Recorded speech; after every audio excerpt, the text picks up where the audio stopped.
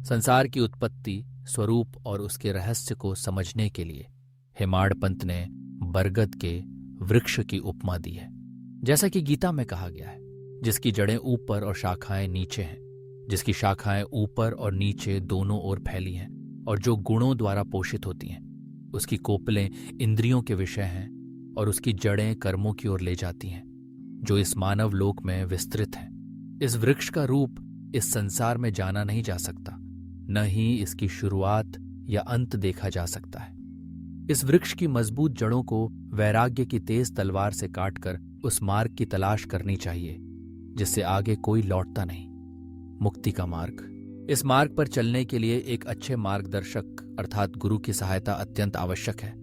चाहे कोई कितना ही विद्वान क्यों न हो, चाहे वेदों और वेदांगों का कितना ही गहरा अध्ययन किया हो, बिना गुरु के मार्गदर्शन के कोई भी अपने लक्ष्य तक सुरक्षित नहीं पहुंच सकता।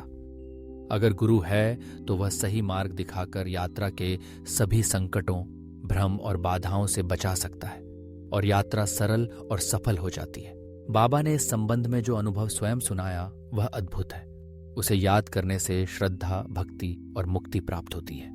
एक बार 4 लोग धार्मिक ग्रंथों और अन्य पुस्तकों का अध्ययन कर रहे थे और परमात्मा के स्वरूप के विषय में चर्चा करने लगे। उनमें से एक ने कहा कि आत्मा को स्वयं ही उठाना चाहिए, दूसरों पर निर्भर नहीं होना चाहिए। दूसरे ने उत्तर दिया कि जिसने अपने मन को वश में कर लिया वही धन्य है। हमें विचारों से मुक्त होना चाहिए और इस संसार में हमारे बिना कुछ भी नहीं है। तीसरे ने कहा कि संसार हमेशा बदलता है, निराकार शाश्वत है, इसलिए असत्य और सत्य में भेद करना चाहिए। चौथे, जो स्वयं बाबा थे, उन्होंने कहा कि केवल पुस्तकीय ज्ञान व्यर्थ है। आओ हम अपने शरीर, मन और 5 प्राणों को गुरु के चरणों में समर्पित करें। गुरु ही परमात्मा है, सर्वव्यापी है। इस विश्वास को प्राप्त करने के लिए अडिग और असीम श्रद्धा आवश्यक है। इस प्रकार चर्चा करते हुए वे चारों जंगल में भगवान की खोज में निकल पड़े। 3 अन्य अपने स्वतंत्र बुद्धि के सहारे खोज करना चाहते थे। रास्ते में एक वंजारी, घुमंतु व्यापारी मिला, जिसने पूछा, इतनी गर्मी में कहाँ जा रहे हो? हमने उत्तर दिया, जंगल की खोज में। उसने फिर पूछा, किसकी तलाश में जा रहे हो? हमने टाल मटोल किया। उसने सहानुभूति से कहा, जंगलों में भटकना है तो बिना मार्गदर्शक के मत जाओ। क्यों व्यर्थ परिश्रम करते हो? भोजन और विश्राम करो, फिर खोज शुरू करो, धैर्य रखो। उसके प्रेमपूर्ण आग्रह के बावजूद तीनों ने उसकी सलाह ठुकरा दी और आगे बढ़ गए। वे स्वयं को ज्ञानी समझते थे, मदद की आवश्यकता नहीं समझते थे, परंतु जंगल बहुत घना था। रास्ता खो दिया और काफी देर तक भटकते रहे। संयोगवश वे वहीं वापस आ गए जहां से चले थे। वंजारी फिर मिला। उसने कहा, अपने कौशल पर निर्भर रहकर तुम रास्ता खो बैठे। हर कार्य में एक मार्गदर्शक आवश्यक है। बिना भोजन के कोई यात्रा सफल नहीं होती। ईश्वर की इच्छा के बिना कोई रास्ते में नहीं मिलता। भोजन का निमंत्रण शुभ संकेत है। उसने फिर से भोजन का आग्रह किया, परंतु तीनों ने फिर अस्वीकार कर दिया। वे हठी थे। मैं भूखा प्यासा था, वंजारी के प्रेम से प्रभावित हुआ। हम खुद को विद्वान मानते थे, पर दया और करुणा से अनजान थे। वंजारी निरक्षर था, पर उसके हृदय में प्रेम था। मैंने विनम्रता से उसकी रोटी स्वीकार की और पानी पिया। तभी गुरु प्रकट हुए और पूछा, क्या विवाद था? मैंने सब बता दिया। गुरु बोले, क्या मेरे साथ आओगे? मैं तुम्हें वह दिखाऊंगा जिसकी तुम्हें तलाश है, पर जिसे मेरी बात पर विश्वास है वही सफल होगा। मैंने श्रद्धापूर्वक उनकी बात मान ली। गुरु मुझे एक कुएं के पास ले गए। मेरे पांव में रस्सी बांधकर मुझे उल्टा, सर नीचे, पैर ऊपर एक पेड़ से लटका दिया। मैं पानी से 3 फीट ऊपर था, छू नहीं सकता था। इस प्रकार लटका कर वे चले गए। 4-5 घंटे बाद लौटे, मुझे बाहर निकाला और पूछा, कैसा अनुभव हुआ? मैंने कहा, सर्वोच्च आनंद। मेरी जैसी मूर्खता में उस आनंद का वर्णन कैसे करूं? गुरु प्रसन्न हुए, मुझे अपने पास बुलाया, स्नेह से मेरा शरीर सहलाया और अपनी शरण में रखा। उन्होंने मेरी देखभाल ऐसे की जैसे मां पक्षी अपने बच्चों की करती है।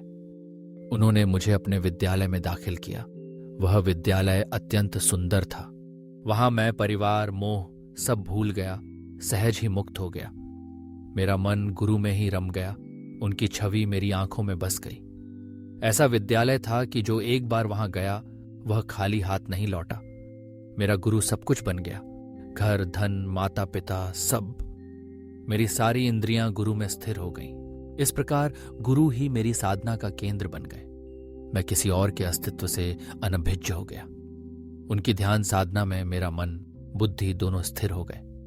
मैं मौन होकर उन्हें प्रणाम करता रहा। दूसरे विद्यालयों में इसका उल्टा दृश्य मिलता है। शिष्य वहां ज्ञान की खोज में समय, धन, श्रम व्यर्थ करते हैं, पर अंत में पछताते हैं।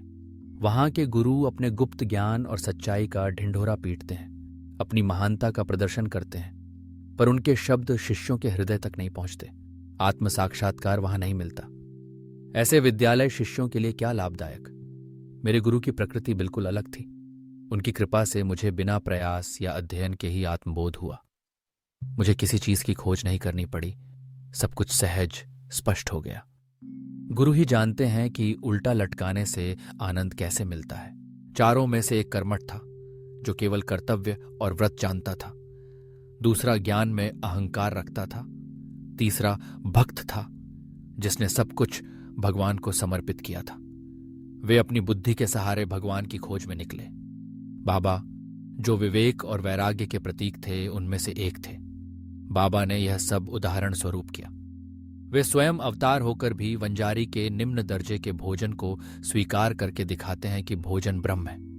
जो वंजारी का निमंत्रण ठुकराते हैं, वे ज्ञान प्राप्त नहीं कर पाते। उपनिषद भी माता पिता गुरु को आदर देने और वेदों का अध्ययन करने की शिक्षा देते हैं। यही मन की शुद्धि का मार्ग है, और जब तक मन शुद्ध नहीं होता, आत्म साक्षात्कार संभव नहीं। गुरु की कृपा ही मुख्य है। धर्म, अर्थ, काम ये प्रयत्न से मिल जाते हैं। चौथा पुरुषार्थ, मोक्ष, केवल गुरु से मिलता है। श्री साई के दरबार में तरह तरह के व्यक्तित्व आते हैं। ज्योतिषी, राजकुमार, साधु, योगी, गायक, नर्तक, अंधे, लंगड़े, सबको स्वागत मिलता है। वंजारी भी अपने समय पर आता है और अपना किरदार निभाता है। अब चलते हैं एक अन्य कथा की ओर, मिसेस गोखले और उपवास। बाबा स्वयं कभी उपवास नहीं करते, न ही दूसरों को उपवास करने देते। उपवासी का मन अशांत रहता है तो वह परमार्थ कैसे पाएगा। ईश्वर खाली पेट नहीं मिलता, आत्मा को संतुष्ट करना जरूरी है। जब तक शरीर को पोषण नहीं मिलता, हम ईश्वर को किस आंख से देखें, किस जीभ से उसकी महिमा कहें, किस कान से सुने। शरीर और मन को उचित पोषण मिलना चाहिए, तभी भक्ति और साधना संभव है। न उपवास ठीक है, न अधिक खाना, संतुलित भोजन ही उत्तम है। मिसेस गोखले शिरडी आई, बाबा के चरणों में 3 दिन का उपवास करने का संकल्प लिया। बाबा ने दादा केलकर से कहा, मैं होली पर अपने बच्चों को भूखा नहीं रहने दूंगा। अगले दिन मिसेस गोखले बाबा के पास आई। बाबा बोले, उपवास की क्या आवश्यकता, दादा भट्ट के घर जाकर पूरन पोली बनाओ और सबको खिलाओ, खुद भी खाओ। दादा भट्ट के घर कोई रसोइया नहीं था। बाबा की सलाह समय पर थी। मिसेस गोखले ने सबको भोजन कराया। इस कथा की सुंदरता क्या है। बाबा की सरकार की कथा। बचपन में बाबा रोटी की तलाश में बीड़ गांव गए, वहां कढ़ाई का काम किया। पहले 3 लड़कों को 50, 100, 50 रुपए मिले। बाबा को 600 रुपए मिले। मालिक ने सम्मानित किया, वस्त्र दिया। बाबा ने उस वस्त्र को तुरंत नहीं पहना। सोचा, मनुष्य का दिया टिकता नहीं, ईश्वर का दिया ही शाश्वत है।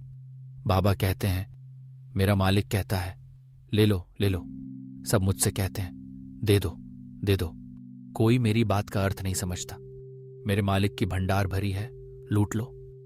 मेरे फकीर की कला, भगवान की लीला, सरकार की कृपा अद्वितीय है। मेरा शरीर मिट्टी में मिल जाएगा, सांस वायु में। समय दोबारा नहीं आएगा। मैं कहीं जाता हूं, कहीं बैठता हूं, लेकिन माया मुझे सताती है। फिर भी अपने भक्तों की चिंता करता हूं। जो कुछ भी करेगा उसे फल मिलेगा। जो मेरी बात याद रखेगा वह अनमोल सुख पाएगा। श्री साईं को प्रणाम। सभी को शांति मिले।